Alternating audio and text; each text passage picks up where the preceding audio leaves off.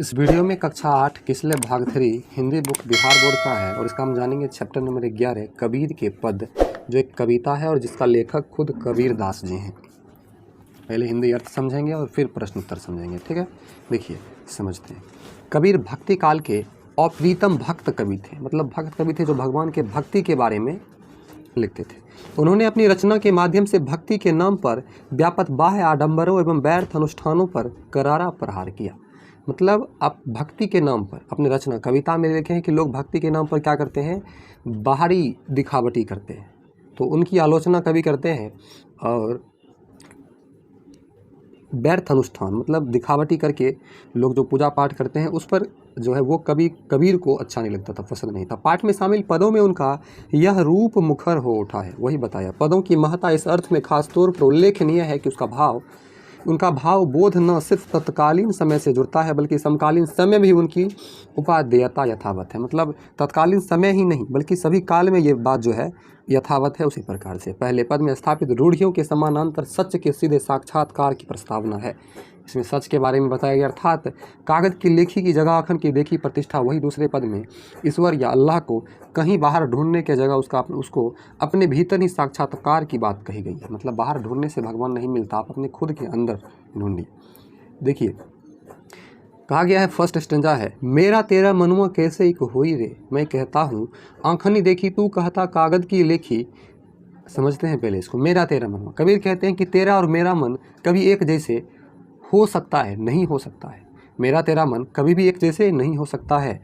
मैं कहता हूँ अपनी आंखों से देखा हुआ बात, और तुम मनुष्य की समस्याओं को उलझाते रहते हो।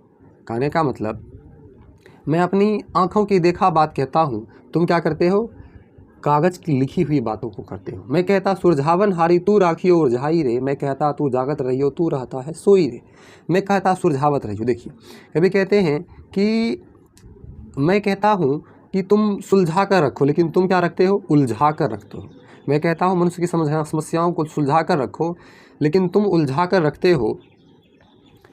मैं इस संसार को सावधान बनाना चाहता हूँ, लेकिन तुम अपने आप को विद्वान मानते हो और तुम क्या करते हो, तुम सोए हुए हो।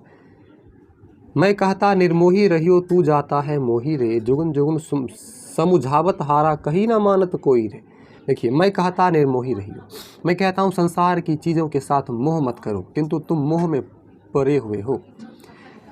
जुगन जुगन समझावत हारा कहीं ना मानत कोई रे, युग युग से समझा कर हार गया लेकिन कोई मेरी बात को समझने को तैयार नहीं है।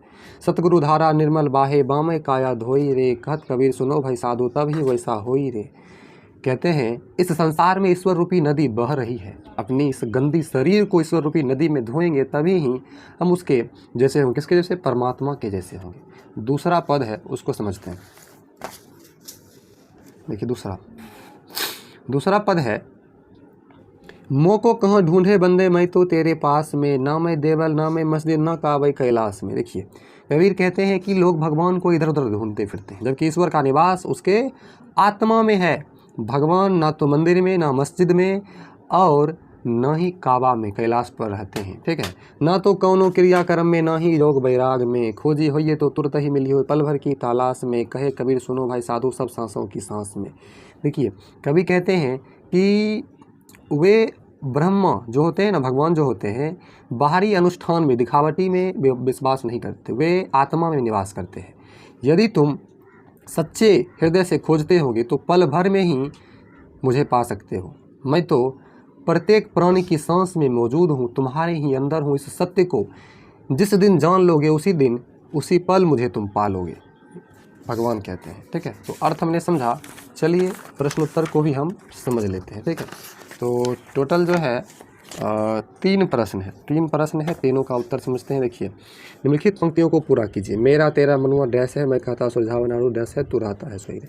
उत्तर होगा इसका, मेरा तेरा मनुआ कैसे एक होई रे, मैं कहता हूँ आँखनी देखी तू कहता कागज की लेखी, मैं कहता सुरझावन हारी तू राखी उलझाई रे, मैं कहता तू जागत रहियो तू रहता है सोई रे। दूसरा है, ना तो कौनो क्रियाक्रम में डैश है पल भर की तलाश में, तो इसको पूरा करेंगे हम। ना तो कौनो क्रियाक्रम में, ना ही जोग बैराग में, खोजी हुई है तो तुरंत ही मिली हो पल भर की तलाश में। दूसरा है इन पंक्तियों के भाव स्पष्ट कीजिए। अर्थ लिखने के लिए बोल रहा है, मैं कहता निर्मोही रहियो तू जाता है मोही रे।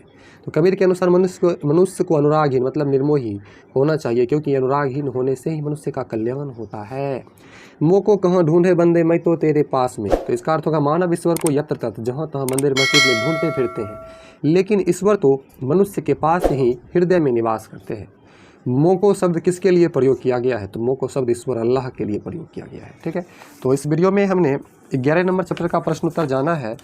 अगले वीडियो में हम जानेंगे 12 नंबर। तो वीडियो अच्छी लगी तो लाइक करके आप सब्सक्राइब कर लीजिए। Thank you. मिलते हैं विक्रमशिला में। Thank you.